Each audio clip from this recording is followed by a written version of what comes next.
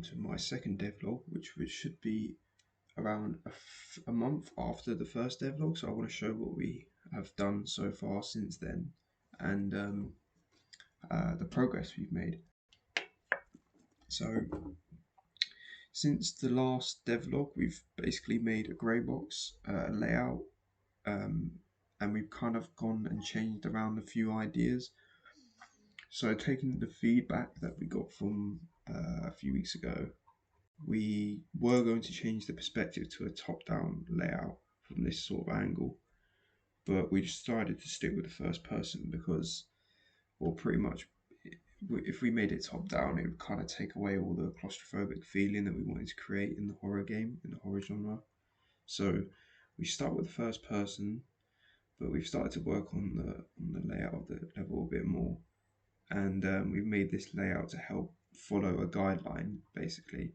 And now I've gotten down to about this point, and so I'm going to show off here. This is the level, so you can see I've been adding, like, trying to make small little changes, adjustments to the environment.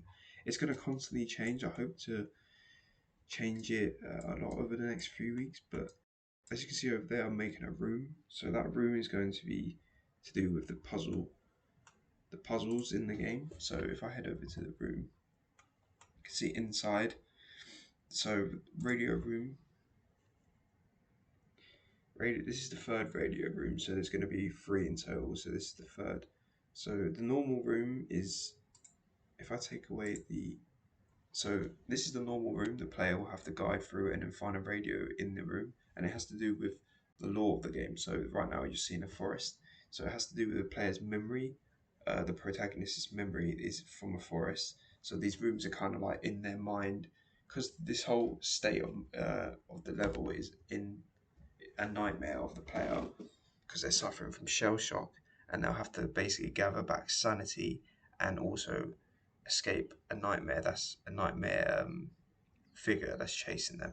So they'll complete the puzzle in here, and it has to do with like the narrative, and then it should deactivate that room and then change back to the,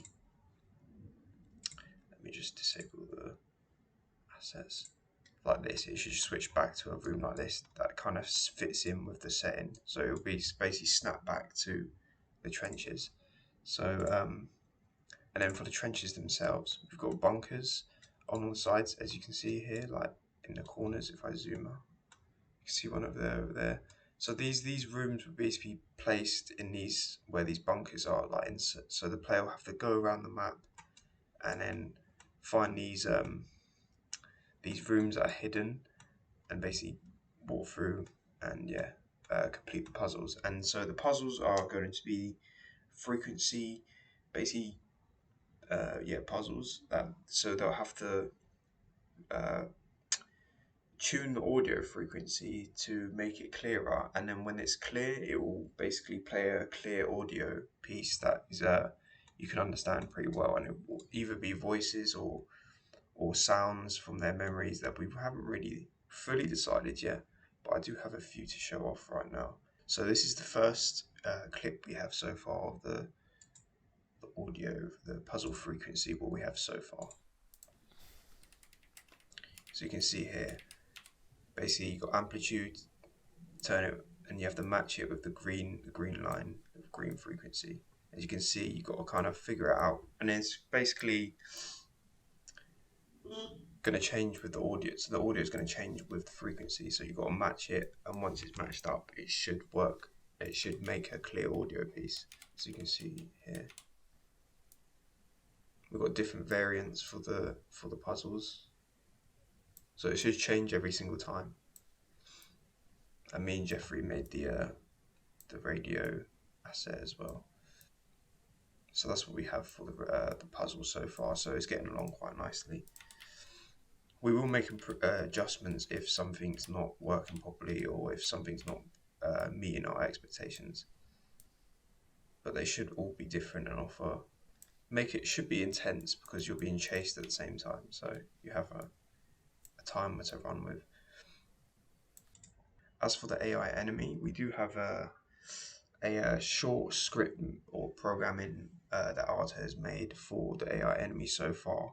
It's still kind of in a work in progress, but we are kind of happy with what we have so far. So we've managed, if I show here,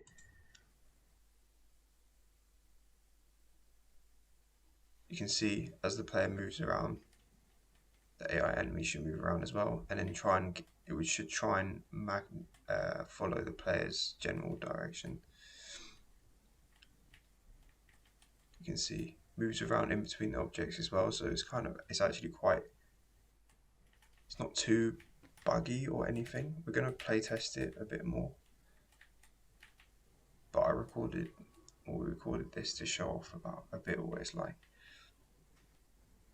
We've also got another mechanic that I'd like to show off as well. When the player is being followed by the AI, and if the AI gets close enough, then the screen will start to cover up with a black fog-like effect, and I would like to show that off.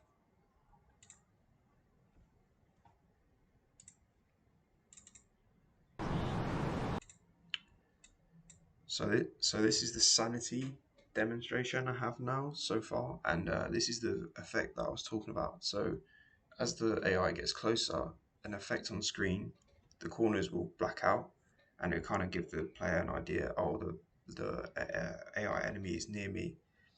So it just gives that extra level of panic, I'd say, that we want to create. And it's called the sanity system that we've called it the sanity system. As you can see here, AI enemy gets close, corners black out a bit, and it should go away as you get away from them. So that's what we have so far. Things are starting to come together. We're going to start piecing them together. Me and Jeffrey are doing the level design. Art is doing a lot of the programming. You can see there, and we hope to do some play testing. And in the next video, things should be starting to. In the next devlog video, things should be starting to come together quite nicely. So I hope to see you then.